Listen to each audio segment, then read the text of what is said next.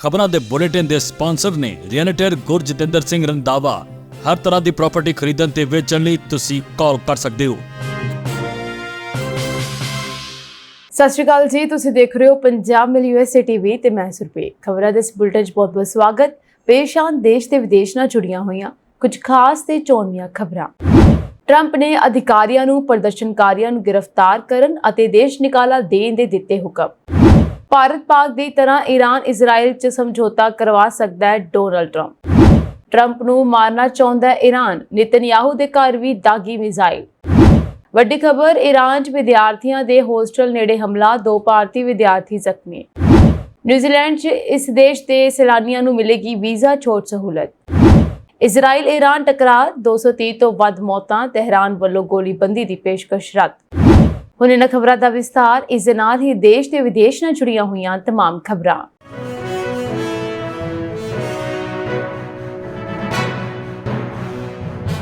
Las Angeles ਅਤੇ America ਦੇ ਹੋਰ ਵੱਡੇ ਸ਼ਹਿਰਾਂ ਵਿੱਚ ਇਮੀਗ੍ਰੇਸ਼ਨ ਨੀਤੀ ਵਿਰੁੱਧ ਵੱਡੇ ਪੱਧਰ ਤੇ ਵਿਰੋਧ ਪ੍ਰਦਰਸ਼ਨਾਂ ਤੋਂ ਬਾਅਦ ਰਾਸ਼ਟਰਪਤੀ ਡੋਨਾਲਡ ਟਰੰਪ ਨੇ ਸੰਘੀ ਇਮੀਗ੍ਰੇਸ਼ਨ ਅਧਿਕਾਰੀਆਂ ਨੂੰ ਡੈਮੋਕ੍ਰੈਟਿਕ ਪਾਰਟੀ ਸ਼ਾਸਿਤ ਰਾਜਾਂ ਤੋਂ ਦੇਸ਼ ਨਿਕਾਲੇ ਨੂੰ ਤਰਜੀਹ ਦੇਣ ਦੇ ਨਿਰਦੇਸ਼ ਦਿੱਤੇ ਹਨ।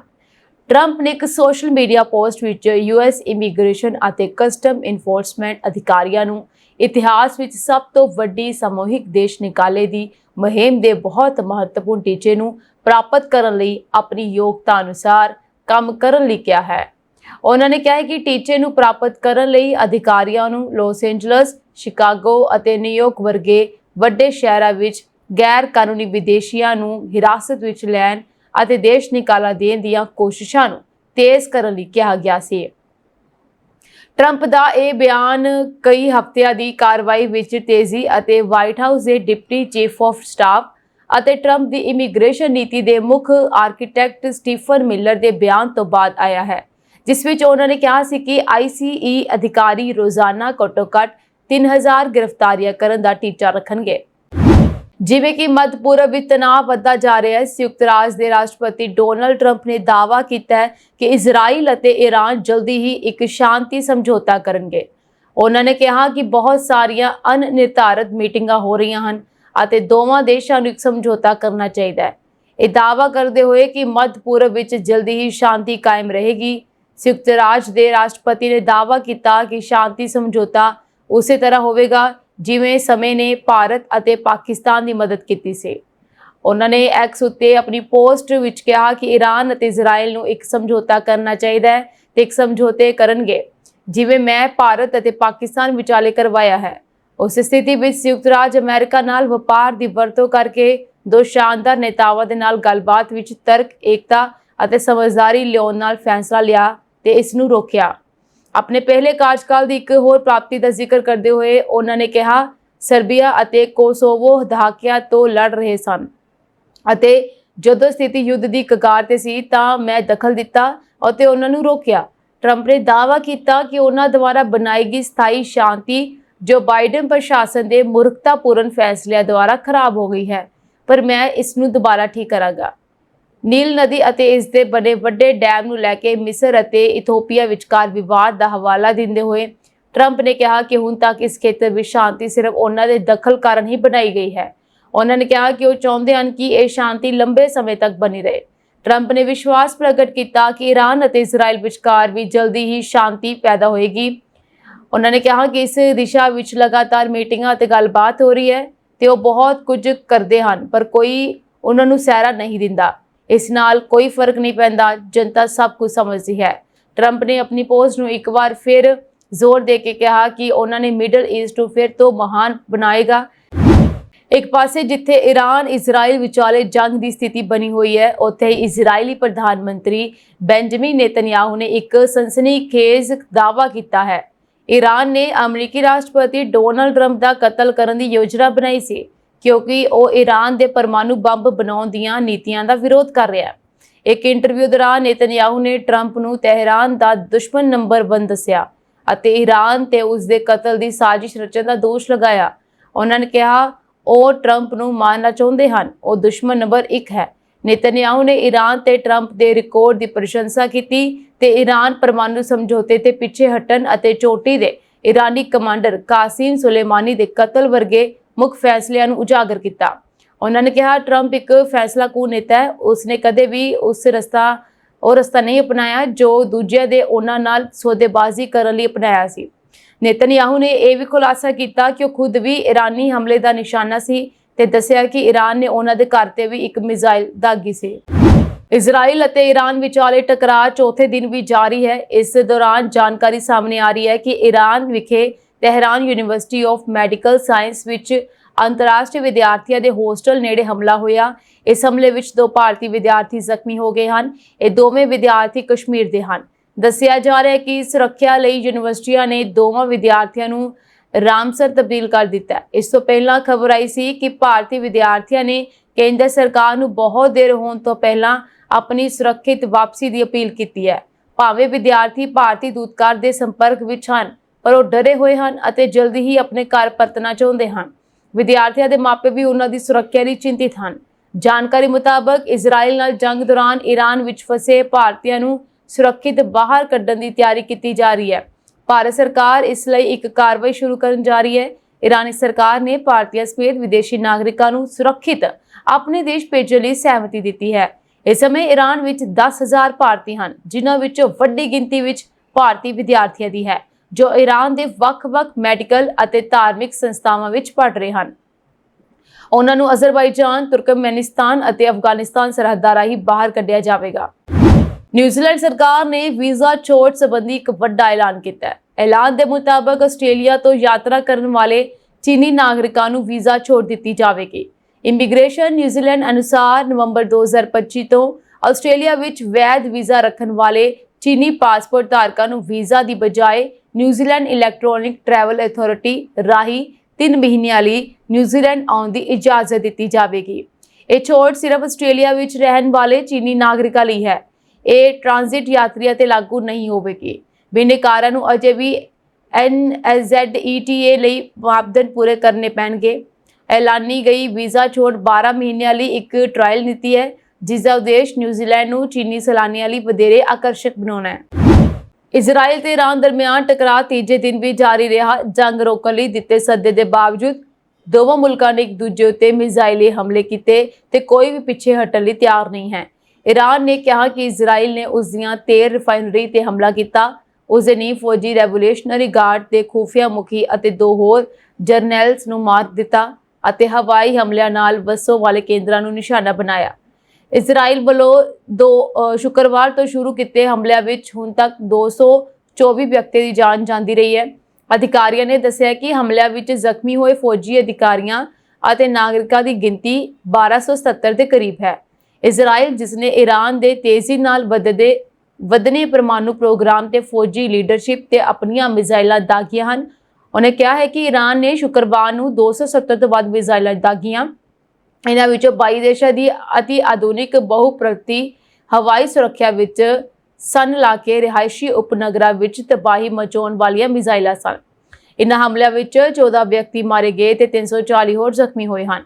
इजराइल इस जंग विच किस हद तक जा सकता है, उसका संकेत इस गल तो मिलता है कि एक अमरीकी अधिकारी ने इस खबर एजेंसी को दस्सिया कि राष्ट्रपति डोनाल्ड ट्रंप ने ईरान के सुप्रीम लीडर नूं मारन की इजरायली योजना नूं रद्द कर दिता। खमेनी ईरान का सुप्रीम आगू है, जिस कोल सारियां प्रमुख नीतियां ते अंतिम फैसला लैण का अधिकार है। वह हथियारबंद सेनावां के कमांडर इन चीफ वजों सेवा निभाउंदा है और उस कोल शक्तिशाली रेवोल्यूशनरी गार्ड का कंट्रोल भी है। इजराइल जो मध्य पूर्व का इकलौता पर अनएलानिया परमाणु हथियारबंद देश है, उसने कहा है कि यह हमला ईरान नूं परमाणु हथियार विकसित करने तो रोकने लई सी।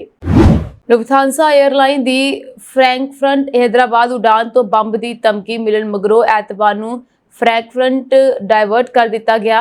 एयरलाइन के तर्जमान ने एक बयान में कहा कि यात्रियों की ठहर लई फ्रैंकफर्ट विच प्रबंध किया गया है ते उड़ान हुण सोमवार नूं हैदराबाद लई रवाना हुई। लुफ्थांसा के तर्जमान ने एक बयान में कहा कि सोशल मीडिया उत्ते एक पोस्ट विच मिली बंब की धमकी अथॉरिटीज़ के ध्यान विच लियाउण मगरों लुफ्थांसा की फ्रैंकफर्ट तो हैदराबाद जा रही उड़ान एहतियात वजों वापस फ्रैंकफर्ट मोड़ दी गई सी। फ्लाइट ट्रैकिंग वैबसाइट के मुताबिक उड़ान जो बोइंग 7879 ड्रीमलाइनर एयरक्राफ्ट है ਫਰੈਂਕਫਰਟ ਤੋਂ ਆਪਣੇ ਨਿਰਧਾਰਤ ਸਮੇਂ ਬਾਅਦ ਦੁਪਹਿਰ 1 ਵਜੇ ਦੀ ਥਾਂ 2:30 ਵਜੇ ਰਵਾਨਾ ਹੋਇਆ ਸੀ। ਵੈਬਸਾਈਟ ਮੁਤਾਬਕ ਉਡਾਨ ਨੇ ਹੈਦਰਾਬਾਦ ਵਿੱਚ ਵੱਡੇ ਤੜਕੇ 1:20 ਵਜੇ ਲੈਂਡ ਕਰਨਾ ਸੀ। ਕੇਰਲਾ ਦੇ ਵਿੱਚ ਲక్ష్ਮੀ ਨਾਰਾਇਣ ਮੰਦਿਰ ਦੇ ਪ੍ਰਧਾਨ ਤੇ ਕਾਰੋਬਾਰੀ ਸਤੀਸ਼ ਕੁਮਾਰ ਦੀ ਜਾਇਦਾਦ ਤੇ ਪਿਛਲੇ ਇੱਕ ਹਫ਼ਤੇ ਵਿੱਚ ਤੀਜੀ ਵਾਰ ਗੋਲੀਬਾਰੀ ਹੋਈ ਹੈ। ਇਹ ਗੋਲੀਬਾਰੀ ਕੇਰਲਾ ਦੇ ਸਰੀ ਦੇ ਯਾਕ ਸੈਂਟਰ ਵਿੱਚ ਹੋਈ। ਸਤੀਸ਼ ਕੁਮਾਰ ਦਾ ਇੱਥੇ ਆਪਣੇ ਅਕਾਊਂਟਿੰਗ ਕਾਰੋਬਾਰ ਦੇ ਨਾਮ ਤੇ ਇੱਕ ਦਫ਼ਤਰ ਹੈ। ਹਾਲ ਹੀ ਵਿੱਚ ਲਾਰੈਂਸ ਗੈਂਗ ਨੇ ਪਿਛਲੀਆਂ 2 ਘਟਨਾਵਾਂ ਦੀ ਜ਼ਿੰਮੇਵਾਰੀ ਲਈ ਸੀ ਤੇ ਸ਼ੱਕ ਹੈ ਕਿ ਤੀਜੀ ਘਟਨਾ ਨੂੰ ਵੀ ਉਹਨਾਂ ਨੇ ਹੀ ਅੰਜਾਮ ਦਿੱਤਾ ਹੋਵੇਗਾ। ਤੁਹਾਨੂੰ ਦੱਸ ਦਈਏ ਕਿ ਭਾਰਤ ਦੇ ਬਦਨਾਮ ਗੈਂਗਸਟਰ ਲਾਰੈਂਸ ਬਿਸ਼ਨੋਈ ਤੇ ਗੈਂਗ ਮੈਂਬਰ ਗੋਲਡੀ ਨੇ ਇਸ ਮਾਮਲੇ ਵਿੱਚ ਲਗਭਗ 20 ਲੱਖ ਕੈਨੇਡੀਅਨ ਡਾਲਰ ਦੀ ਫਿਰੌਤੀ ਮੰਗੀ ਸੀ, ਪਰ ਫਿਰੌਤੀ ਦੇਣ ਤੋਂ ਇਨਕਾਰ ਕਰਨ ਤੋਂ ਬਾਅਦ ਪਿਛਲੇ ਇੱਕ ਹਫ਼ਤੇ ਵਿੱਚ ਸਤੀਸ਼ ਕੁਮਾਰ ਦੀਆਂ 3 ਜਾਇਦਾਦਾਂ ਤੇ ਗੋਲੀਬਾਰੀ ਕੀਤੀ ਗਈ। ਖਾਸ ਗੱਲ ਇਹ ਸੀ ਕਿ ਜ਼ਿੰਮੇਵਾਰੀ ਲੈਂਦੇ ਸਮੇਂ ਗੋਲਡੀ ਬ੍ਰਾਂਡ ਨੇ ਤੇ ਗੁਦਾਰਾ ਦੇ ਨਾਮ ਨਹੀਂ ਲਿਖੇ ਗਏ ਸਨ, ਜਦਕਿ ਨਵੇਂ ਗੈਂਗਸਟਰ ਗੋਲਡੀ ਢਿੱਲੋਂ ਅਤੇ ਅੱਜੂ ਬਿਸ਼ਨੋਈ ਨੂੰ ਉਹਨਾਂ ਦੇ ਗੈਂਗ ਨਾਲ ਜੋੜਦੇ ਦੇਖਿਆ ਗਿਆ ਸੀ। ਜਾਇਦਾਦ ਦੇ ਮਾਲਕ ਅਤੇ ਲక్ష్ਮੀ ਨਾਰਾਇਣ ਮੰਦਿਰ ਦੇ ਪ੍ਰਧਾਨ ਸਤੀਸ਼ ਕੁਮਾਰ ਨੇ ਕਿਹਾ, ਇਹ ਘਟਨਾ 7 ਜੂਨ ਨੂੰ ਸਵੇਰੇ 2:30 ਵਜੇ ਦੇ ਕਰੀਬ ਵਾਪਰੀ। ਇਸ ਤੋਂ ਪਹਿਲਾਂ 2 ਸਾਲ ਪਹਿਲਾਂ ਦਸੰਬਰ ਵਿੱਚ ਸਤੀਸ਼ ਕੁਮਾਰ ਦੇ ਪੁੱਤਰ ਦੇ ਘਰ ਗੋਲੀਬਾਰੀ ਹੋਈ ਸੀ। ਇਸ ਦੌਰਾਨ ਮੁਲਜ਼ਮਾਂ ਨੇ ਲਗਭਗ 14 ਗੋਲੀਆਂ ਚਲਾਈਆਂ ਸਨ। ਤੁਹਾਨੂੰ ਦੱਸ ਦਈਏ ਕਿ ਲక్ష్ਮੀ ਨਾਰਾਇਣ ਮੰਦਿਰ ਨੂੰ ਕੈਨੇਡਾ ਵਿੱਚ ਹਿੰਦੂਆਂ ਲਈ ਇੱਕ ਬਹੁਤ ਹੀ ਸਤਿਕਾਰਯੋਗ ਮੰਦਿਰ ਮੰਨਿਆ ਜਾਂਦਾ ਹੈ। ਇਹ ਚੌਥੀ ਵਾਰ ਹੈ ਜਦੋਂ ਲక్ష్ਮੀ ਨਾਰਾਇਣ ਮੰਦਿਰ ਦੇ ਕਿਸੇ ਅਧਿਕਾਰੀ ਨੂੰ ਬਦਮਾਸ਼ਾਂ ਨੇ ਨਿਸ਼ਾਨਾ ਬਣਾਇਆ ਹੋਵੇ। ਹੁਣ ਸਰੀ ਪੁਲਿਸ ਮਾਮਲੇ ਦੀ ਜਾਂਚ ਕਰ ਰਹੀ ਹੈ। ਪ੍ਰਧਾਨ ਮੰਤਰੀ ਨਰਿੰਦਰ ਮੋਦੀ ਦੇ ਕੈਨੇਡਾ ਦੌਰੇ ਤੋਂ ਪਹਿਲਾਂ 9 ਜੂਨ ਨੂੰ ਲక్ష్ਮੀ ਨਾਰਾਇਣ ਮੰਦਿਰ ਦੇ ਪ੍ਰਧਾਨ ਅਤੇ ਕਾਰੋਬਾਰੀ ਸਤੀਸ਼ ਕੁਮਾਰ ਦੀ ਓਹਾਬ ਨਾਮਕ ਜਾਇਦਾਦ ਤੇ ਗੋਲੀਬਾਰੀ ਹੋਈ ਸੀ। ਇਹ ਘਟਨਾ ਕੈਨੇਡਾ ਦੇ ਸਰੀ ਵਿੱਚ 128 ਸਟਰੀਟ 70 ਐਵੇਨਿਊ ਤੇ ਓਹਾਬ ਵਿਖੇ ਵਾਪਰੀ ਸੀ। ਜਦੋਂ ਸਤੀਸ਼ ਕੁਮਾਰ ਨੇ ਪੈਸੇ ਦੇਣ ਤੋਂ ਇਨਕਾਰ ਕਰ ਦਿੱਤਾ ਤਾਂ ਬਦਮਾਸ਼ਾਂ ਨੇ ਪਿਛਲੇ 48 ਘੰਟਿਆਂ ਵਿੱਚ ਉਸ ਦੀ ਦੂਜੀ ਜਾਇਦਾਦ ਤੇ ਗੋਲੀਬਾਰੀ ਕੀਤੀ। ਕੈਨੇਡੀਅਨ ਪੁਲਿਸ ਹੁਣ ਤੱਕ ਦੋਵਾਂ ਮਾਮਲਿਆਂ ਵਿੱਚ ਕਿਸੇ ਵੀ ਦੋਸ਼ੀ ਨੂੰ ਗ੍ਰਿਫਤਾਰ ਨਹੀਂ ਕਰ ਸਕੀ ਹੈ। ਅਮਰੀਕਾ ਦੇ ਨਿਊ ਜਰਸੀ ਦੇ ਟਾਊਨ ਇਜਲਿਨ ਵਿੱਚ ਸਥਿਤ ਇੱਕ ਭਾਰਤੀ ਗਹਿਣਿਆਂ ਦੀ ਦੁਕਾਨ ਵਿਰਾਨੀ ਜਵੈਲਰਸ ਵਿੱਚ ਇੱਕ ਡਕੈਤੀ ਹੋਈ, ਜਿਸ ਵਿੱਚ ਲੁਟੇਰਿਆਂ ਨੇ ਦਿਨ ਦਿਹਾੜੇ ਲੱਖਾਂ ਡਾਲਰ ਦੇ ਗਹਿਣੇ ਚੋਰੀ ਕਰ ਲਏ ਅਤੇ ਮੌਕੇ ਤੋਂ ਭੱਜ ਗਏ। ਮੁੱਢਲੀ ਜਾਣਕਾਰੀ ਅਨੁਸਾਰ ਲੁਟੇਰੇ ਦੁਪਹਿਰ 12:15 ਵਜੇ ਦੇ ਕਰੀਬ ਇੱਕ ਕਾਲੇ ਰੰਗ ਦੀ ਕਾਰ ਵਿੱਚ ਵਿਰਾਨੀ ਜਵੈਲਰਸ ਸ਼ੋਰੂਮ ਵਿੱਚ ਪਹੁੰਚੇ। ਉਹਨਾਂ ਨੇ ਸਟੋਰ ਵਿੱਚ ਵੜ ਕੇ ਭੰਨਤੋੜ ਕੀਤੀ ਅਤੇ ਲੁੱਟ-ਖੋਹ ਕੀਤੀ। ਜ਼ਿਕਰਯੋਗ ਹੈ ਕਿ ਇਹ ਪਹਿਲੀ ਵਾਰ ਨਹੀਂ ਹੈ ਜਦੋਂ ਵਿਰਾਨੀ ਜਵੈਲਰਸ ਨੂੰ ਨਿਸ਼ਾਨਾ ਬਣਾਇਆ ਗਿਆ ਹੋਵੇ। ਵਿਰਾਨੀ ਜਵੈਲਰਸ ਨੂੰ 12 ਸਾਲਾਂ ਵਿੱਚ ਤੀਜੀ ਵਾਰ ਲੁੱਟਿਆ ਗਿਆ। ਇਸੇ ਤਰ੍ਹਾਂ ਦੀ ਡਕੈਤੀ 12 ਜੂਨ 2022 ਨੂੰ ਹੋਈ ਸੀ, ਜਦੋਂ ਨਕਾਬਪੋਸ਼ ਚੋਰਾਂ ਨੇ ਕੁਝ ਮਿੰਟਾਂ ਵਿੱਚ ਲੱਖਾਂ ਡਾਲਰਾਂ ਦੇ ਗਹਿਣੇ ਲੁੱਟ ਕੇ ਲੈ ਗਏ ਸਨ। ਮੂੰਹ ਢਕੇ ਹੋਣ ਕਾਰਨ ਸ਼ੱਕੀ ਦੀ ਪਛਾਣ ਕਰਨਾ ਮੁਸ਼ਕਲ ਸਾਬਤ ਹੋਇਆ। ਖੁਸ਼ਕਿਸਮਤੀ ਨਾਲ ਡਕੈਤੀ ਦੌਰਾਨ ਮੌਜੂਦ ਕਿਸੇ ਵੀ ਸਟਾਫ ਨੂੰ ਨੁਕਸਾਨ ਨਹੀਂ ਪਹੁੰਚਿਆ। ਇਹ ਸਾਰੀ ਘਟਨਾ ਸਟੋਰ ਦੇ ਸੀਸੀਟੀਵੀ ਕੈਮਰੇ ਵਿੱਚ ਕੈਦ ਹੋ ਗਈ। ਇਸ ਤੋਂ ਪਹਿਲਾਂ 31 ਅਕਤੂਬਰ 2013 ਨੂੰ ਨਿਊਯਾਰਕ ਦੇ ਕਵੀਨਜ਼ ਦੇ ਜੈਕਸਨ ਹਾਈਟਸ ਵਿੱਚ ਸਥਿਤ ਵਿਰਾਨੀ ਜਵੈਲਰਸ ਨੂੰ ਵੀ ਇੱਕ ਡਕੈਤੀ ਦਾ ਨਿਸ਼ਾਨਾ ਬਣਾਇਆ ਗਿਆ ਸੀ। ਪ੍ਰਧਾਨ ਮੰਤਰੀ ਨਰਿੰਦਰ ਮੋਦੀ ਸਾਈਪ੍ਰਸ ਦੇ ਲਾਰਨਾਕਾ ਅੰਤਰਰਾਸ਼ਟਰੀ ਹਵਾਈ ਅੱਡੇ ਤੇ ਪਹੁੰਚ ਗਏ ਹਨ। ਇੱਥੇ ਸਾਈਪ੍ਰਸ ਦੇ ਰਾਸ਼ਟਰਪਤੀ ਨਿਕੋਸ ਨੇ ਉਹਨਾਂ ਦਾ ਨਿੱਘਾ ਸਵਾਗਤ ਕੀਤਾ। ਪ੍ਰਧਾਨ ਮੰਤਰੀ ਮੋਦੀ ਸਾਈਪ੍ਰਸ ਦੇ ਰਾਸ਼ਟਰਪਤੀ ਨਿਕੋਸ ਦੇ ਸੱਦੇ ਤੇ 15-16 ਜੂਨ ਨੂੰ ਸਾਈਪ੍ਰਸ ਦੇ ਅਧਿਕਾਰਤ ਦੌਰੇ ਤੇ ਹਨ। ਜਾਣਕਾਰੀ ਮੁਤਾਬਕ ਭਾਰਤੀ ਪ੍ਰਵਾਸੀ ਇੱਕ ਹੋਟਲ ਵਿੱਚ ਪ੍ਰਧਾਨ ਮੰਤਰੀ ਨਰਿੰਦਰ ਮੋਦੀ ਦੇ ਪਹੁੰਚਣ ਦਾ ਇੰਤਜ਼ਾਰ ਕਰ ਰਹੇ ਹਨ। ਇਸ ਦੌਰੇ ਦੌਰਾਨ ਉਹ ਦੁਵੱਲੇ ਸਬੰਧਾਂ ਨੂੰ ਮਜ਼ਬੂਤ ਕਰਨ ਲਈ ਰਾਸ਼ਟਰਪਤੀ ਨਿਕੋਸ ਨਾਲ ਗੱਲਬਾਤ ਕਰਨਗੇ। ਮੋਦੀ ਆਪਣੇ 3 ਦੇਸ਼ਾਂ ਦੀ ਯਾਤਰਾ ਦੇ ਪਹਿਲੇ ਪੜਾਅ ਦੇ ਹਿੱਸੇ ਵਜੋਂ ਇੱਥੇ ਪਹੁੰਚੇ ਹਨ। ਉਹ ਕੈਨੇਡਾ ਅਤੇ ਕ੍ਰੋਏਸ਼ੀਆ ਵੀ ਜਾਣਗੇ। ਇਹ ਪਿਛਲੇ 2 ਦਹਾਕਿਆਂ ਵਿੱਚ ਕਿਸੇ ਭਾਰਤੀ ਪ੍ਰਧਾਨ ਮੰਤਰੀ ਦੀ ਸਾਈਪ੍ਰਸ ਦੀ ਪਹਿਲੀ ਯਾਤਰਾ ਹੈ। ਮੋਦੀ ਨੇ ਨਵੀਂ ਦਿੱਲੀ ਤੋਂ ਰਵਾਨਾ ਹੋਣ ਤੋਂ ਪਹਿਲਾਂ ਇੱਕ ਬਿਆਨ ਵਿੱਚ ਕਿਹਾ, ਸਾਈਪ੍ਰਸ ਇੱਕ ਕਰੀਬੀ ਦੋਸਤ ਅਤੇ ਭੂ-ਮੱਧ ਸਾਗਰ ਖੇਤਰ ਅਤੇ ਯੂਰੋਪੀਅਨ ਯੂਨੀਅਨ ਵਿੱਚ ਇੱਕ ਮਹੱਤਵਪੂਰਨ ਭਾਈਵਾਲ ਹੈ। ਇਹ ਯਾਤਰਾ ਇਤਿਹਾਸਕ ਸੰਬੰਧਾਂ ਨੂੰ ਹੋਰ ਮਜ਼ਬੂਤ ਕਰਨ, ਵਪਾਰ, ਨਿਵੇਸ਼, ਸੁਰੱਖਿਆ, ਟੈਕਨੋਲੋਜੀ ਦੇ ਖੇਤਰਾਂ ਵਿੱਚ ਸਾਡੇ ਸੰਬੰਧਾਂ ਨੂੰ ਡੂੰਘਾ ਕਰਨ ਅਤੇ ਲੋਕਾਂ ਤੋਂ ਲੋਕਾਂ ਦੇ ਸੰਪਰਕ ਨੂੰ ਉਤਸ਼ਾਹਿਤ ਕਰਨ ਦਾ ਇੱਕ ਮੌਕਾ ਹੈ। ਪ੍ਰਧਾਨ ਮੰਤਰੀ ਮੋਦੀ ਸਾਈਪ੍ਰਸ ਦੀ ਰਾਜਧਾਨੀ ਨਿਕੋਸ਼ੀਆ ਵਿੱਚ ਰਾਸ਼ਟਰਪਤੀ ਕ੍ਰਿਸਟੋਡੋਲਾਈਡਸ ਨਾਲ ਗੱਲਬਾਤ ਕਰਨਗੇ ਅਤੇ ਲਿਮਾਸੋਲ ਵਿੱਚ ਵਪਾਰਕ ਨੇਤਾਵਾਂ ਨੂੰ ਸੰਬੋਧਨ ਕਰਨਗੇ। ਸਾਈਪ੍ਰਸ ਤੋਂ ਮੋਦੀ 16 ਤੋਂ 17 ਜੂਨ ਨੂੰ ਕੈਨੇਡੀਅਨ ਪ੍ਰਧਾਨ ਮੰਤਰੀ ਮਾਰਕ ਕਾਰਨੀ ਦੇ ਸੱਦੇ ਤੇ G7 ਸੰਮੇਲਨ ਵਿੱਚ ਸ਼ਾਮਲ ਹੋਣ ਲਈ ਕੈਨੇਡਾ ਪਹੁੰਚਣਗੇ, ਜਿੱਥੇ G7 ਸੰਮੇਲਨ ਤੋਂ ਬਾਅਦ ਮੋਦੀ ਕ੍ਰੋਏਸ਼ੀਆ ਲਈ ਰਵਾਨਾ ਹੋਣਗੇ, ਜਿੱਥੇ ਉਹ ਰਾਸ਼ਟਰਪਤੀ ਜ਼ੋਰਾਨ ਮਿਲਾਨੋਵਿਚ ਅਤੇ ਪ੍ਰਧਾਨ ਮੰਤਰੀ ਆਂਦਰੇਜ ਨਾਲ ਮੁਲਾਕਾਤ ਕਰਨਗੇ। ਮੋਦੀ ਨੇ ਕਿਹਾ ਕਿ 3 ਦੇਸ਼ਾਂ ਦੀ ਇਹ ਫੇਰੀ ਸਰਹੱਦ ਪਾਰ ਅੱਤਵਾਦ ਵਿਰੁੱਧ ਲੜਾਈ ਵਿੱਚ ਭਾਰਤ ਨੂੰ ਲਗਾਤਾਰ ਸਮਰਥਨ ਦੇਣ ਲਈ ਭਾਈਵਾਲ ਦੇਸ਼ਾਂ ਦਾ ਧੰਨਵਾਦ ਕਰਨ ਅਤੇ ਦੁਨੀਆ ਭਰ ਦੇ ਦੇਸ਼ਾਂ ਨੂੰ ਅੱਤਵਾਦ ਦਾ ਮੁਕਾਬਲਾ ਕਰਨ ਲਈ ਇਕਜੁੱਟ ਕਰਨ ਦਾ ਮੌਕਾ ਵੀ ਹੈ। ਮੱਧ ਤੁਰਕੀ 'ਚ 2 ਹੌਟ 에ਅਰ ਬੈਲੂਨ ਹਾਦਸਿਆਂ ਵਿੱਚ 12 ਭਾਰਤੀ ਤੇ 19 ਇੰਡੋਨੇਸ਼ੀਆ ਸੈਲਾਨੀ ਜ਼ਖਮੀ ਹੋ ਗਏ, ਜਦਕਿ ਇੱਕ ਹੌਟ 에ਅਰ ਬੈਲੂਨ ਦੇ ਪਾਇਲਟ ਦੀ ਵੀ ਇਸ ਹਾਦਸੇ ਵਿੱਚ ਮੌਤ ਹੋ ਗਈ। ਇੱਕ ਸਥਾਨਕ ਅਧਿਕਾਰੀ ਨੇ ਜਾਣਕਾਰੀ ਦਿੱਤੀ। ਸਰਕਾਰੀ ਅਨਾਦੋਲੂ ਏਜੰਸੀ ਅਨੁਸਾਰ ਇਲਹਾਰਾ ਘਾਟੀ ਤੋਂ ਉਡਾਨ ਭਰਨ ਵਾਲੇ ਇੱਕ ਹੌਟ 에ਅਰ ਬੈਲੂਨ ਨੇ ਸਵੇਰੇ ਐਮਰਜੈਂਸੀ ਲੈਂਡਿੰਗ ਕੀਤੀ, ਜਿਸ 'ਚ 12 ਭਾਰਤੀ ਸੈਲਾਨੀ ਮਾਮੂਲੀ ਜ਼ਖਮੀ ਹੋਏ ਅਤੇ ਉਹਨਾਂ ਨੂੰ ਹਸਪਤਾਲ ਲਿਜਾਇਆ ਗਿਆ। ਅਕਸਰਾਈ ਸੂਬੇ ਦੇ ਗਵਰਨਰ ਦਫ਼ਤਰ ਨੇ ਇੱਕ ਬਿਆਨ ਵਿੱਚ ਕਿਹਾ ਕਿ ਗੁਬਾਰਾ ਹਵਾ ਦੀ ਗਤੀ ਜਾਂ ਦਿਸ਼ਾ 'ਚ ਅਚਾਨਕ ਤਬਦੀਲੀ ਹੋਣ ਕਾਰਨ ਪ੍ਰਭਾਵਿਤ ਹੋਇਆ, ਜਿਸ ਕਾਰਨ ਇਹ ਹਾਦਸਾ ਵਾਪਰਿਆ। ਗਵਰਨਰ ਮਹਿਮਦ ਅਲੀ ਨੇ ਇਸ ਬਾਰੇ ਦੱਸਿਆ ਕਿ ਇਸ ਤੋਂ ਪਹਿਲਾਂ ਵਾਪਰੀ ਘਟਨਾ 'ਚ ਅਕਸਰਾਈ ਸੂਬੇ ਦੇ ਪਿੰਡ ਨੇੜੇ ਗੁਬਾਰਾ ਉਤਰਨ ਦੀ ਕੋਸ਼ਿਸ਼ ਕਰ ਰਿਹਾ ਸੀ ਕਿ ਪਾਇਲਟ ਗੁਬਾਰੇ ਦੀ ਟੋਕਰੀ ਤੋਂ ਬਾਹਰ ਡਿੱਗ ਗਿਆ ਤੇ ਉਸਦੇ ਪੈਰ 'ਚ ਰੱਸੀ ਫਸ ਗਈ। ਉਹਨੇ ਦੱਸਿਆ ਕਿ ਪਾਇਲਟ ਟੋਕਰੀ ਦੇ ਹੇਠਾਂ ਫਸ ਗਿਆ ਅਤੇ ਉਸਦੀ ਮੌਤ ਹੋ ਗਈ। ਇੱਕ ਪਾਸੇ ਜਿੱਥੇ ਈਰਾਨ ਇਜ਼ਰਾਈਲ ਵਿਚਾਲੇ ਜੰਗ ਦਾ ਮਾਹੌਲ ਬਣਿਆ ਹੋਇਆ ਹੈ, ਉੱਥੇ ਹੀ ਇਸ ਕਾਰਨ ਦੁਨੀਆ ਭਰ 'ਚ ਸਥਿਤੀ ਤਣਾਅਪੂਰਨ ਬਣੀ ਹੋਈ ਹੈ। ਈਰਾਨ ਜਿੱਥੇ ਪ੍ਰਮੁੱਖ ਤੇਲ ਨਿਰਮਾਤਾ ਹੈ, ਉੱਥੇ ਇਜ਼ਰਾਈਲ ਆਪਣੇ ਹਥਿਆਰਾਂ ਤੇ ਸੁਰੱਖਿਆ ਪ੍ਰਣਾਲੀ ਕਾਰਨ ਦੁਨੀਆ ਭਰ 'ਚ ਮਸ਼ਹੂਰ ਹੈ। ਇਸੇ ਤਣਾਅ ਵਿਚਾਲੇ ਪਾਕਿਸਤਾਨ ਤੋਂ ਇੱਕ ਵੱਡੀ ਖਬਰ ਆਈ ਹੈ, ਜਿੱਥੇ ਸਰਕਾਰ ਨੇ ਪੈਟਰੋਲ ਦੀਆਂ ਕੀਮਤਾਂ 4.80 ਰੁਪਏ ਦਾ ਵਾਧਾ ਕੀਤਾ ਹੈ, ਜਦਕਿ ਹਾਈ ਸਪੀਡ ਡੀਜ਼ਲ ਦੀ ਕੀਮਤ 'ਚ 7.95 ਰੁਪਏ ਦਾ ਵਾਧਾ ਹੋਇਆ। ਇਹ ਕੀਮਤਾਂ ਅਗਲੇ 15 ਦਿਨਾਂ ਤੱਕ ਲਾਗੂ ਰਹਿਣਗੀਆਂ ਤੇ ਉਸ ਤੋਂ ਬਾਅਦ ਅਗਲੀਆਂ ਕੀਮਤਾਂ ਜਾਰੀ ਕੀਤੀਆਂ ਜਾਣਗੀਆਂ।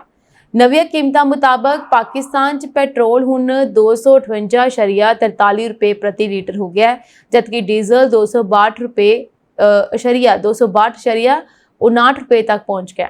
ਇਸ ਤੋਂ ਪਹਿਲਾਂ 1 ਜੂਨ ਨੂੰ ਵੀ ਸਰਕਾਰ ਨੇ ਪੈਟਰੋਲ ਦੀਆਂ ਕੀਮਤਾਂ 'ਚ 1 ਰੁਪਏ ਦਾ ਵਾਧਾ ਕੀਤਾ ਸੀ, ਜਦੋਂ ਪੈਟਰੋਲ 253.63 ਰੁਪਏ ਤੇ ਪਹੁੰਚ ਗਿਆ ਸੀ। ਹੁਣ ਪੈਟਰੋਲ ਦੀਆਂ ਕੀਮਤਾਂ 'ਚ ਇੱਕਦਮ 5 ਰੁਪਏ ਦੇ ਕਰੀਬ ਵਾਧੇ ਨਾਲ ਪਾਕਿਸਤਾਨ ਦੀ ਜਨਤਾ 'ਚ ਹਾਹਾਕਾਰ ਮਚ ਗਿਆ ਹੈ। ਹਮਾਸ ਤੋਂ ਬਾਅਦ ਇਜ਼ਰਾਈਲ ਨੇ ਈਰਾਨ ਦੇ ਖਿਲਾਫ ਮੋਰਚਾ ਖੋਲ੍ਹ ਦਿੱਤਾ ਹੈ। ਪਿਛਲੇ 3 ਦਿਨਾਂ ਤੋਂ ਇਜ਼ਰਾਈਲ ਨੇ ਈਰਾਨ ਤੇ ਤਾਬੜਤੋੜ ਡਰੋਨ ਹਮਲੇ ਕੀਤੇ। ਈਰਾਨ ਨਾਲ ਫੌਜੀ ਸੰਘਰਸ਼ ਵਿਚਕਾਰ ਇਜ਼ਰਾਈਲੀ ਪ੍ਰਧਾਨ ਮੰਤਰੀ ਬੈਂਜਾਮਿਨ ਨੇਤਨਯਾਹੂ ਨੇ ਆਪਣੇ ਪੁੱਤਰ ਦੇ ਵਿਆਹ ਨੂੰ ਕਥਿਤ ਤੌਰ ਤੇ ਮੁਲਤਵੀ ਕਰ ਦਿੱਤਾ ਹੈ। ਟਾਈਮਜ਼ ਆਫ ਇਜ਼ਰਾਈਲ ਦੀ ਇੱਕ ਰਿਪੋਰਟ ਅਨੁਸਾਰ ਨੇਤਨਯਾਹੂ ਦੇ ਪੁੱਤਰ ਅਵਨੇਰ ਨੇਤਨਯਾਹੂ ਸੋਮਵਾਰ ਨੂੰ ਆਪਣੇ ਸਾਥੀ ਅਮਿਤ ਯਾਰਡੇਨੀ ਨਾਲ ਵਿਆਹ ਕਰਨ ਵਾਲੇ ਸਨ।